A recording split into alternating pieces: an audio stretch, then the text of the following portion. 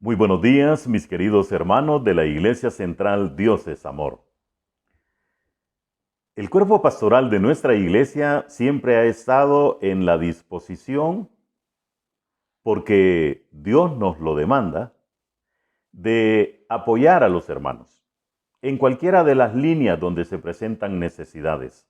Estas pueden ser espirituales, estas pueden ser incluso materiales, o pueden ser afectivas. Y quiero hoy, a nombre del cuerpo pastoral, reiterar a usted nuestra misión: cuidar la grey del Señor. Tener ese cuidado amoroso por cada uno de ustedes. Y precisamente por eso estamos compartiendo de diversas formas y en diversas maneras mensajes de aliento, que nos motiven a la confianza en Dios, que nos lleven a tener también una ubicación correcta de los eventos que están ocurriendo y que nos lleven también a madurar en el concepto que tenemos de Dios, para tener entonces una relación sana con Él, para que nos ubiquemos correctamente. Hoy quiero reiterar a usted el deseo del cuerpo pastoral de servirle. Tenga usted la confianza de llamarnos, de plantear cualquiera que sea la situación que usted esté viviendo. Nuestro deseo es que Dios esté bendiciendo su vida. Quiero reiterarle también que nos hemos estado reuniendo para tocar aspectos importantes de la iglesia que en su debido momento van a ser dadas a conocer. Porque no es un secreto que nos vamos aproximando a la etapa del desconfinamiento. Y en ese momento, cuando volvamos a reunirnos como iglesia, vamos a tener que, en primer lugar, seguir las pautas que el gobierno dé en relación a la bioseguridad. Pero también va a ser necesario establecer esquemas diferentes ahora. No vamos a trabajar como tradicionalmente lo hemos hecho. Ahora vamos a tener que implementar nuevas modalidades y vamos a estar haciéndolo precisamente para estimular a la fe a nuestros hermanos. Así es de que ánimo, hermanos, tengamos confianza. Dios tiene control de todos los eventos, eso usted nunca lo ponga en duda. Además de tener confianza en Él, debemos de saber que Él está cumpliendo su voluntad. Y nosotros entonces debemos de alinearnos con esa voluntad. Hoy precisamente quiero compartir con ustedes un versículo que es muy conocido, pero que hoy nos va a ayudar a saber entonces cuál es la voluntad de Dios en relación a nosotros. Voy a extraer de la primera carta de Pedro, precisamente en el capítulo 2, en el verso 9, lo siguiente. Y este va a ser nuestro versículo base para la enseñanza de hoy. Dice la palabra de Dios, estoy en primera Pedro, capítulo 2, verso 9.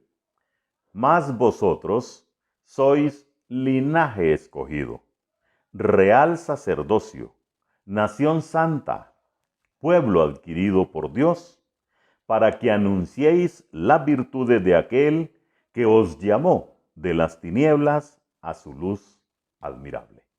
Vamos a orar. Padre Celestial, queremos darte gracias por este tiempo en el cual tú nos has tenido congregados en nuestros hogares.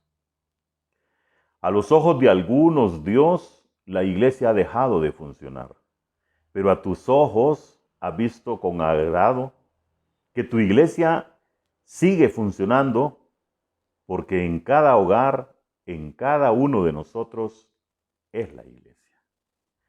Y en este tiempo que hemos tenido la oportunidad de alabar tu nombre, de bendecirte, de escudriñar la Escritura, de compartirla, queremos darte gracias, Señor, porque sabemos que es un propósito tuyo cumplido también.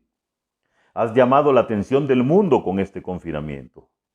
Y ahora, Padre, cuando nos aprestamos a volver a lo que hemos llamado normalidad, queremos entender que lo único que puede ser normal en este mundo es amarte, alabarte, bendecirte, obedecerte, seguir tu enseñanza. Gracias, Padre, por este tiempo, por esta enseñanza. Lo hacemos con gratitud en el nombre que es sobre todo nombre, el nombre de Cristo Jesús. Amén.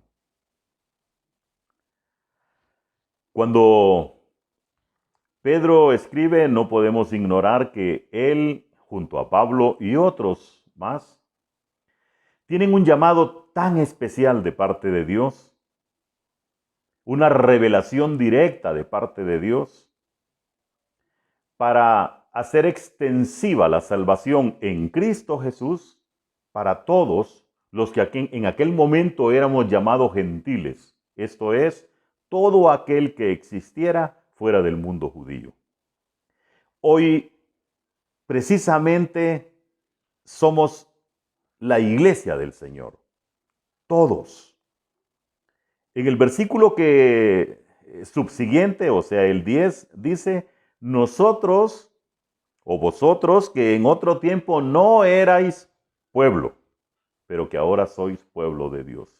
Entonces se refiere a usted, se refiere a mí. Y se sigue refiriendo también al pueblo que originalmente fue el pueblo escogido. ¿Y qué dice entonces Pedro? Empieza con una palabra que podemos identificar como una conjunción adversativa. Más. Esta palabra, con esa definición, hace la unión del verso anterior con el verso lema de esta mañana. Dice en el anterior, o sea, en el 8, siempre en el capítulo 2, porque tropiezan en la palabra siendo desobedientes, a lo cual fueron también destinados. Por eso ahora tenemos una conjunción adversativa, porque esto es exactamente lo contrario uniendo a esto anterior. ¿El qué? Más vosotros, y aquí a quienes se refiere, a nosotros y también a todos los demás que hemos creído en el Señor Jesús. Más vosotros sois, y atención a esto porque nos da 4 características particulares, especiales, de aquellos que no hacemos lo que dice el 8. O sea, el 8 implica un rechazo porque tropiezan en la palabra. Entonces nosotros somos los que no tropezamos en la palabra, porque tropiezan en la palabra siendo desobedientes. Entonces nosotros somos los que no tropezamos siendo como obedientes. Ahí está entonces la eterna característica del hombre que quiere seguir a Dios. El requisito es obedecer a Dios. Más vosotros, dice, sois linaje escogido. ¿Qué quiere decir Pedro de manera específica cuando nos dice que somos linaje escogido? ¿Qué es el linaje, querido hermano? Pues mire que el linaje es la ascendencia en el sentido actual hacia atrás o la descendencia en el sentido de atrás hacia adelante. Ese es el linaje en una familia. O sea, ¿de dónde descendemos? ¿Quiénes son nuestros padres? ¿Quiénes fueron los padres de nuestros padres? ¿Quiénes fueron los padres de nuestros padres? Y así sucesivamente hasta llegar a los orígenes. Eso es un linaje. Pero aquí tiene una connotación tan especial porque si vemos entonces en la genealogía del Señor Jesucristo, en ese mismo sentido inverso, en el libro de Génesis, en el capítulo precisamente 15, en el verso 18, dice la Escritura, en aquel día hizo Jehová un pacto con Abraham, diciendo, a tu descendencia daré esta tierra, desde el río de Egipto hasta el río grande, el río Éufrates. Mire usted cómo Dios siempre ha tenido un plan y un propósito. Porque precisamente dice que esta tierra va a ser para la descendencia de Abraham. ¿Y por qué es importante Abraham? Porque en el capítulo 17, en el verso 22 dice, y acabó de hablar con él. Óigame, y subió Dios de estar con Abraham. ¿Qué quiere decir esto? Que hay una relación muy cercana entre Dios y Abraham. En Génesis 12:2 le dice a Abraham, y haré de ti una nación grande, y te bendeciré, y engrandeceré tu nombre, y será bendición. Bendeciré a los que te bendijesen, y a los que te maldijeren maldeciré, y serán benditas en ti todas las familias de la tierra. Por eso somos linaje escogido, porque Dios nos escogió. Incluso lo hizo desde antes de la creación del mundo. Le recuerdo a usted el libro de Efesios en el capítulo 1, en el verso 4, cuando dice, según nos escogió en Él, ¿en quién? En Cristo Jesús, antes de la fundación del mundo, para que fuésemos, ¿sabe cómo? Santos y sin mancha delante de Él. Por eso nos escogió. No nos escogió para que nos llenáramos de orgullo por ser escogidos, sino para un propósito más lindo, el de ser santos y sin mancha. Hay una segunda característica para el pueblo de Dios. Nos define como un real sacerdocio. ¿Usted recuerda cómo funcionaba el sistema sacerdotal en el Antiguo Testamento? ¿Eran de una tribu específica? ¿Solo ellos podían hacerlo? ¿Tenían un tiempo para hacer estos sacrificios? ¿Tenían un propósito por el cual lo hacían? Y había toda una serie de regulaciones que Dios dio. Porque Dios siempre da instrucciones sobre cómo debemos de hacer las cosas. Pero cuando Él nos habla a nosotros de un real sacerdocio, no nos está hablando como de un título de nobleza, sino de la práctica. Porque entonces, en Cristo Jesús, ahora nos convertimos nosotros en sacerdotes, en los hombres que podemos tener acceso al trono de la gracia. ¿Qué dice Hebreos 4:16? Acerquémonos, dice. Vayamos con confianza, pues, al trono de la gracia, para alcanzar misericordia y hallar gracia para el oportuno socorro. ¿Y sabe? Esto nos pone entonces en una obligación de llevar a otros al conocimiento de Cristo. Le recuerdo a ustedes la cita de 2 Corintios, precisamente en el capítulo 5, en los versos 18 al 21, y dice la palabra de Dios. Y todo esto proviene de Dios, quien nos reconcilió consigo mismo por Cristo y nos dio el ministerio de la reconciliación. He aquí el ministerio que Dios nos dio, de llevar su palabra para reconciliar a los que estaban peleados con Él a través del pecado. 19. Que Dios estaba en Cristo reconciliando consigo al mundo, ¿sabe cómo? No tomándoles en cuenta a los hombres sus pecados. Y nos encargó a nosotros la palabra de la reconciliación. Así que somos embajadores en nombre de Cristo, como si Dios rogase por medio de nosotros. Os rogamos en nombre de Cristo, reconciliaos con Dios.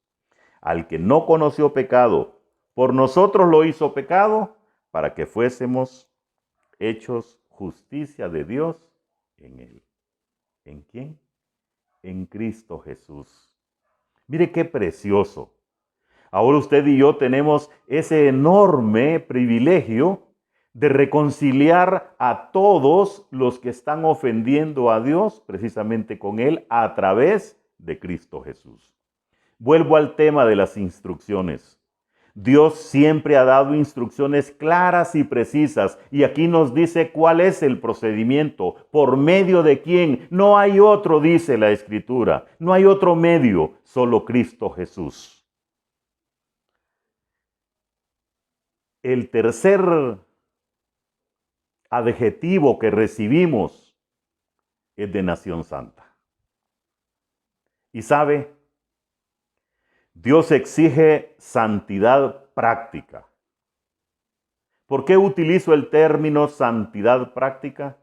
Porque no quiere que usted tenga una santidad teórica. Porque no quiere que... Dios se cansó precisamente de la hipocresía, de aquellos que tenían una religiosidad y una manera aparente de amar a Dios. Estos, con sus labios, me adoran, pero su corazón, dice Dios, está lejos de mí. Por eso, Dios exige una santidad práctica, cotidiana, de todos los días. ¿Y sabe qué? Notable, tiene que verse precisamente en nosotros. Y la cuarta definición de esta mañana es que somos un pueblo adquirido por Dios. Cuando usted adquiere algo, ¿sabe de quién es? Del que lo adquiere. Usted compra algo, otro no puede llevárselo, porque es suyo. Nosotros somos de Dios, somos pueblo adquirido por Él. Aquí entonces sale a flote la redención que Cristo hace para Dios de nosotros. ¿Cómo nos adquiere con su sacrificio? El Cordero de Dios, el sacrificio perfecto, el que quita el pecado del mundo. Ahora viene entonces, después de darnos esos adjetivos calificativos tan notables, tan preciosos, el propósito. Y hay un propósito definido, no hay que inventar nada.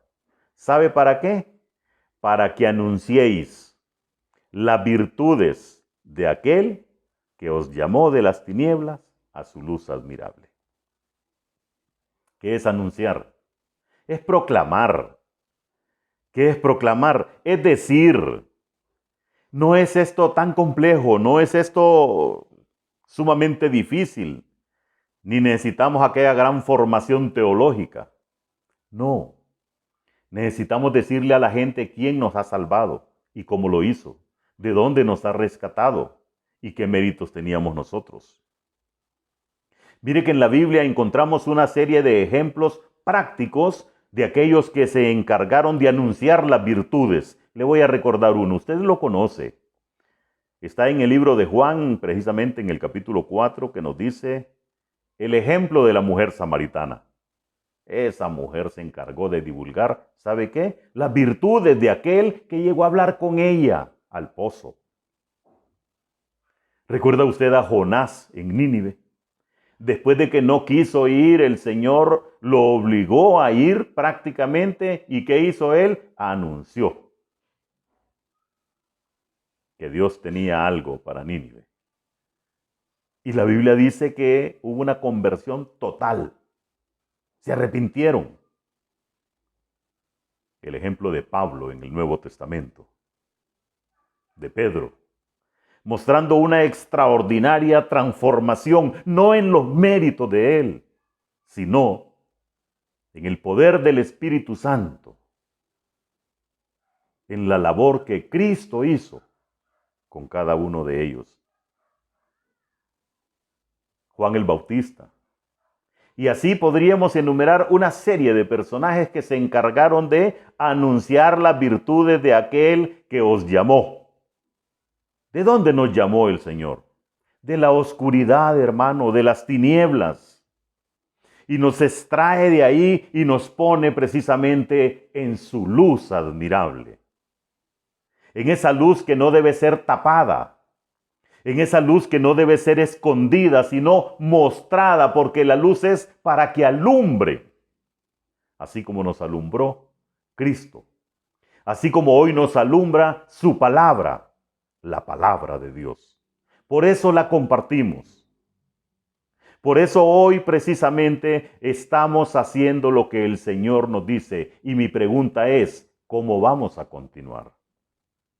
¿Cómo vamos a anunciar las virtudes si tenemos la boca cerrada? ¿Cómo lo vamos a hacer? Por supuesto, tiene que haber una estructura, una forma y un propósito. Mi llamado ahora es entonces que con nuestras vidas, pero también con nuestras bocas, anunciemos las virtudes de aquel que nos sacó de la oscuridad y que nos tiene ahora en su luz admirable. Queridos hermanos, mi deseo es que Dios siga fortaleciendo sus vidas. Él es la única fuente de poder, de transformación y de vida. Vamos a orar.